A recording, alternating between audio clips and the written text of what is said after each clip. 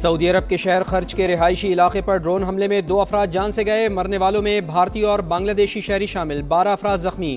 سعودی civil defence نے تصدیق کر دی۔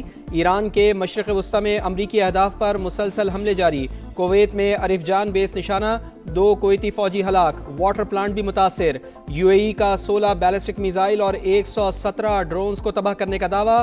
بحرین میں ہوٹل پر ڈرون سے حملہ، ایرانی فوج کا اردن میں امریکی فضائی اڈے کو نشانہ بنانے کا دعویٰ۔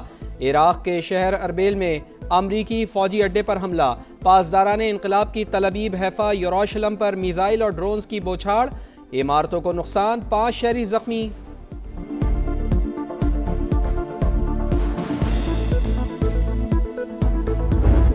امریکہ اور اسرائیل کی بدترین دہشت گردی، جنگی جنون برقرار، ایران کی آئل تنصیبات کو نشانہ بنا ڈالا۔ تہران میں دھماکوں کی گونج، آئل ریفائنری آگ کی لپیٹ میں آ گئی۔ آسمان پر کالے دھوئیں کے بادل، کوہاگ، شاہران اور کران میں بھی آئل ڈپوز تباہ، 6 افراد شہید۔ اصفہان، نجف آباد، اران اور دیگر شہروں پر بھی وحشیانہ بمباری، مزید 31 شہادتوں کی تصدیق، شہداء کی تعداد 1350 سے زائد ہو گئی۔ اسرائیل کی لبنان میں بمباری، مزید 25 شہری شہید، تعداد 394 ہو گئی۔ حزب اللہ کا جوابی وار، 2 اسرائیلی فوجی ہلاک، 8 زخمی۔ مشرق وسطی میں کشیدگی، ملکی معیشت مستحکم رکھنے کا بڑا چیلنج، کفایت شعاری اور بچت کے حوالے سے حتمی لائحہ عمل کا اعلان آج کیا جائے گا۔ بچت پلان صنعتی اور زرعی شعبے پر لاگو نہیں ہوگا۔ وزیر اعظم کی زیر صدارت اہم بیٹھک، موجودہ صورتحال میں ممکنہ معاشی اثرات کے حوالے سے بریفنگ، ملکی معاشی استحکام کے لیے بروقت اقدامات کا نفاذ ناگزیر، عوام کے مفادات کا مکمل تحفظ کیا جائے گا۔ میاں شہباز شریف کا خطاب، کہا معاشی استحکام کے لیے ضروری فیصلے ہوں گے، سرکاری ملازمین اور وزراء کو سادگی اور کفایت شعاری کی ہدایت۔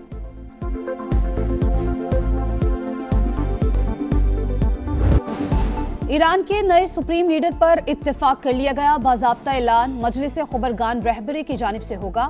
عالم دین آیت اللہ احمد علم اللہ خدا کی تصدیق، مجلس خبرگان کے رکن میر باقری کے مطابق اراکین کی اکثریت نے نئے رہبر اعلیٰ کے حق میں ووٹ دیا۔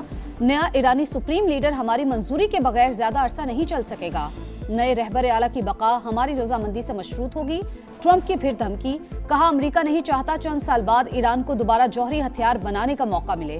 تہران پورے مشرق وسطی پر کنٹرول حاصل کرنے کی منصوبہ بندی کر رہا تھا۔ ایران کے پاس موجود یورینیم ضبط کرنے کے لیے تمام آپشن زیر غور ہیں۔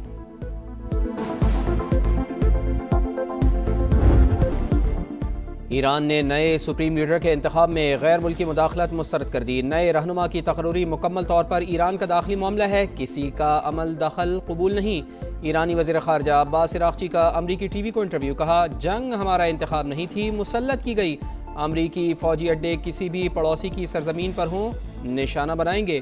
ہماری فوج زمینی جنگ کے لیے بھی مکمل تیار ہے۔ بیان کو غلط پیش کیا گیا، پڑوسی ممالک سے تنازع نہیں چاہتے، ایرانی صدر مسعود پزشکیان نے واضح کر دیا، کہا ہمسایہ ممالک پر رد عمل کا مقصد کارروائی نہیں، دشمن ایران اور خلیجی ممالک کے درمیان اختلاف پیدا کرنا چاہتا ہے۔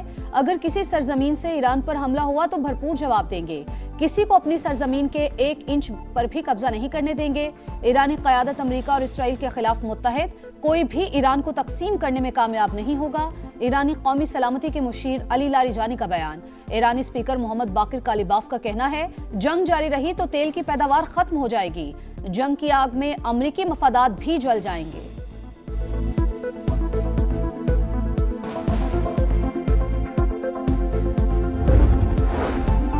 صدر مملکت اور وزیر اعظم کا امارات میں 2 پاکستانیوں کے جاں بحق ہونے پر اظہار افسوس، سوگوار خاندانوں سے ہمدردی کا اظہار۔ مشرق وسطی میں کشیدگی عالمی امن و استحکام کے لیے خطرہ، تنازعات کا حل سفارتکاری اور تحمل میں ہے۔ آصف علی زرداری کا عالمی برادری پر علاقائی کشیدگی کم کرانے پر زور، میاں شہباز شریف کی میتوں کی واپسی کے لیے ہر ممکن سہولیات فراہم کرنے کی ہدایت۔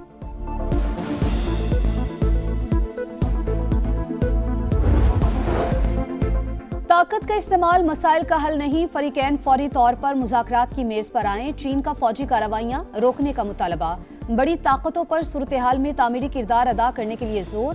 چینی وزیر خارجہ نے کہا ایران اور خلیجی ممالک کی خود مختاری کا احترام ضروری ہے۔ سوئس وزیر دفاع نے ایران پر امریکی حملوں کو عالمی قوانین کی خلاف ورزی قرار دے دیا۔ پوپ لیو کا مشرق وسطی میں جاری کشیدگی کے خاتمے کا مطالبہ۔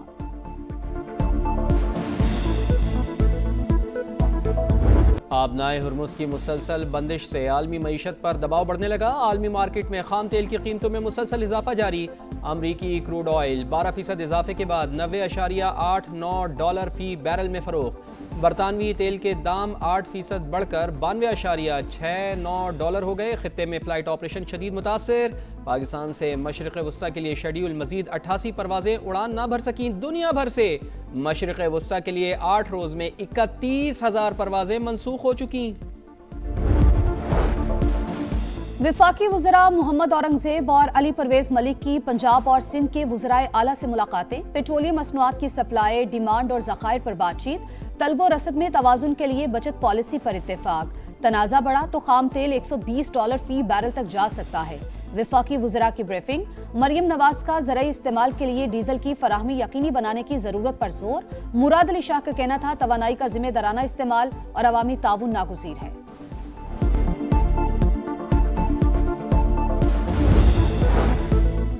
خیبر پختونخوا حکومت کا شہریوں کو مہنگے پیٹرول سے بچانے کے لیے بڑا اقدام۔ صوبے میں رجسٹرڈ موٹر سائیکل سواروں کو ریلیف دینے کا فیصلہ۔ 1100 روپے کی 2 اقساط دی جائیں گی۔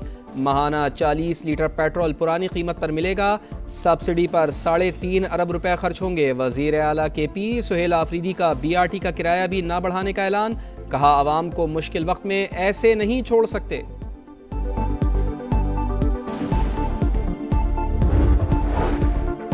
بھارتی اسپانسرڈ دہشت گردوں کو چن چن کر مارنے کا عزم۔ سیکیورٹی فورسز کا خیبر پختونخوا کے مختلف علاقوں میں خفیہ اطلاعات پر ایکشن۔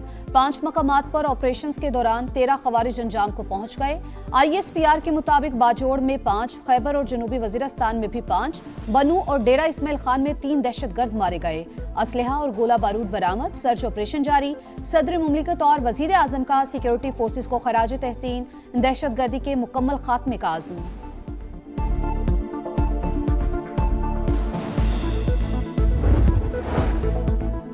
فتنہ الخوارج کو چھوڑیں گے نہیں جب تک خطرہ ختم نہیں ہو جاتا۔ آپریشن جاری رہنا چاہیے۔ وزیر دفاع خواجہ آصف کا 2 ٹوک پیغام۔ سما سے خصوصی گفتگو کرتے ہوئے کہا افغانی قابل اعتماد لوگ نہیں، ان کے ساتھ رعایت ممکن نہیں۔ بھارت ہر اس صورتحال سے فائدہ اٹھانے کی کوشش کرے گا جس سے پاکستان کا نقصان ہو۔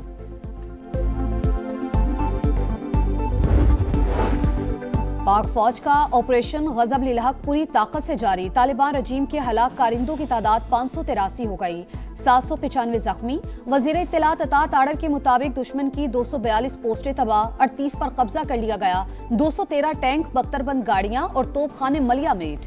پاک فضائیہ نے افغان طالبان رجیم کے 64 ٹھکانوں کو نشانہ بنایا۔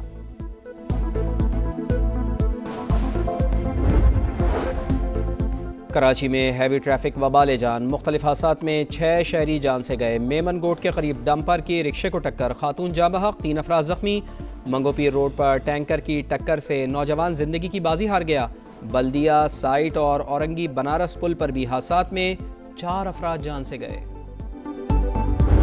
اور بھارت نے T20 ورلڈ کپ جیت لیا۔ ہوم گراؤنڈ پر ٹائٹل جیتنے اور کامیابی سے دفاع کرنے والا پہلا ملک۔ بھارتی ٹیم نے فائنل میں نیوزی لینڈ کو 96 رن سے ہرا دیا، ریکارڈ تیسری بار ٹرافی اپنے نام کی۔ احمد آباد میں بھارت نے پہلے کھیل کر 255 رنز کا بڑا ٹوٹل بنایا۔ سنجو سیمسن کی 89، ایشان کشن کے 54 اور ابھیشیک شرما کے 52 رنز۔ ہدف کے تعاقب میں نیوزی لینڈ کی بیٹنگ لائن بری طرح فلاپ، 8 کھلاڑی ڈبل فگر میں نہ جا سکے۔ جسپریت بمراہ کے 4 شکار، پلیئر آف دی فائنل قرار۔ Sanju Samson player of the tournament.